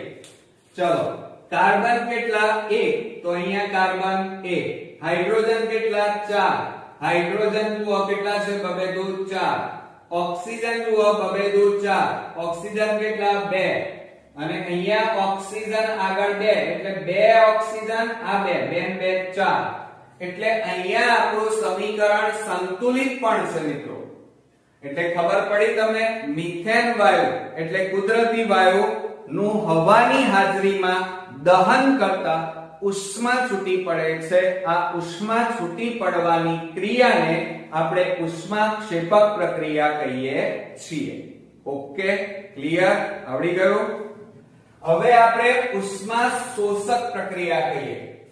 ઉષ્મા શોષક, શોષક એટલે શોષણ કરવું, એટલે કે જે રાસાયણિક પ્રક્રિયા દરમિયાન ઉર્જા વપરાય, ઉર્જા ખતમ થઈ જાય, ઉર્જા ઓછી થાય, ઉષ્મા વપરાઈ જાય, તો એ રાસાયણિક પ્રક્રિયાને ઉષ્મા શોષક પ્રક્રિયા કહેવાય. જો જે રાસાયણિક પ્રક્રિયામાં નિપજના નિર્માણ સાથે, કોના? નિપજના નિર્માણ સાથે ઉષ્માનું શોષણ થાય. કોનું મિત્રો? ઉષ્માનું શોષણ થતું હોય, એટલે કે ઉષ્મા વપરાઈ જતી હોય તેવી રાસાયણિક પ્રક્રિયાને ઉષ્મા શોષક પ્રક્રિયા કહે છે. એમાં ઉદાહરણ લઈએ કે સિલ્વર ક્લોરાઇડ, સિલ્વર ક્લોરાઇડ એટલે AgCl નું સૂર્યપ્રકાશની હાજરીમાં દહન કરવામાં આવે તો એ રાસાયણિક પ્રક્રિયા ઉષ્મા શોષક પ્રક્રિયા છે. આનું આપણે ગયા વિડિયોમાં એનો પ્રયોગ પણ જોયેલો છે કે એક રકાબીમાં સિલ્વર ક્લોરાઇડનો ભૂકો લેવામાં આવે, વાતાવરણમાં સૂર્યની હાજરીમાં રાખવામાં આવે તો સૂર્યની ઉષ્મા ઉર્જાના કારણે આ AgCl નું સૂર્યપ્રકાશની હાજરીમાં શું થાય છે? સિલ્વર અને ક્લોરાઇડ છૂટા પડે છે. ધ્યાન રાખો. તો આ રાસાયણિક પ્રક્રિયામાં ઉર્જા વપરાય છે, ઉર્જાનું શોષણ થયું છે, માટે આ રાસાયણિક પ્રક્રિયાને ઉષ્મા શોષક પ્રક્રિયા કહેવાય. જો સિલ્વર ક્લોરાઇડ નું સૂર્યપ્રકાશની હાજરીમાં વિઘટન થવું એ ઉષ્મા શોષક પ્રક્રિયા છે. સમીકરણ જોઈએ. સિલ્વર ક્લોરાઇડ એટલે AgCl કહેવાય. તો AgCl ઘન સ્વરૂપે છે, એનો પાવડર લેવાનો એક રકાબીમાં અને ખુલ્લા વાતાવરણમાં ધાબા ઉપર કે બહાર તડકામાં મૂકવાનું. તો સૂર્યની ઉષ્મા ઉર્જાના કારણે એનું વિઘટન થાય અને આપણને અહીંયા સિલ્વર એટલે ચાંદી અને ક્લોરીન વાયુ છૂટો પડે છે. બરોબર મિત્રો, ખ્યાલ આવી ગયો? અહીંયા જુઓ, સિલ્વર કેટલા? 2. તો અહીંયા પણ સિલ્વર 2. ક્લોરીન કેટલા? 2. તો અહીંયા પણ ક્લોરીન કેટલા? 2. ઓકે. તો મિત્રો આના ઉપરથી એક શોર્ટ ટ્રીક આપણે યાદ રાખીશું કે ક્ષેપક એટલે ઉર્જા છૂટી પડવી. જે રાસાયણિક પ્રક્રિયામાં નિપજના નિર્માણ સાથે ઉર્જા છૂટી પડતી હોય, ઉષ્મા છૂટી પડતી હોય, મુક્ત થતી હોય તો એ રાસાયણિક પ્રક્રિયાને ઉષ્મા ક્ષેપક પ્રક્રિયા કહેવાય. ઉષ્મા શોષક પ્રક્રિયાની વાત કરીએ તો જે રાસાયણિક પ્રક્રિયામાં નિપજના નિર્માણ સાથે ઉષ્મા વપરાતી હોય, ઉર્જા વપરાતી હોય, ઉર્જાના જથ્થામાં ઘટાડો થતો હોય તો એ રાસાયણિક પ્રક્રિયાને ઉષ્મા શોષક પ્રક્રિયા કહેવાય. બરોબર? બોર્ડમાં જ્યારે મિત્રો આ પ્રશ્ન પૂછાય ત્યારે તમારે એની વ્યાખ્યા પણ સાથે સાથે આ સમીકરણ પણ આ રીતે લખવું પડશે. મેં સમીકરણ કેવી રીતે લખવાનું એ તમને દરેક થિયરીમાં શીખવાડ્યું છે. એને બેલેન્સ કરતા પણ શીખવાડ્યું, સંતુલિત કરતા પણ તમને શીખવાડ્યું છે. બરોબર મિત્રો? તો હવે મને ચોક્કસ ખાતરી છે કે આ પાઠ તમારો તૈયાર થઈ ગયો હશે અને તમને બધા જ વિડિયો જોઈ પણ લીધા હશે, સમજી પણ લીધા હશે અને લખીને તૈયાર પણ કર્યા હશે. તો મિત્રો નેક્સ્ટ વિડિયોમાં આપણે નવ ચેપ્ટર નંબર 2 રસાયણ વિજ્ઞાનનું શરૂ કરવાના છીએ. પણ એ પહેલા આ ચેપ્ટરના બધા વિડિયો ધ્યાનથી જોઈ અને તૈયાર કરી નાખજો મિત્રો, અને લખીને તૈયાર કરજો. નેક્સ્ટ વિડિયોમાં પાછા આપણે અગત્યના ટોપિકો સાથે નવા ચેપ્ટર સાથે ફરી મળવાના છીએ. ત્યાં સુધી ગુડ નાઈટ મિત્રો.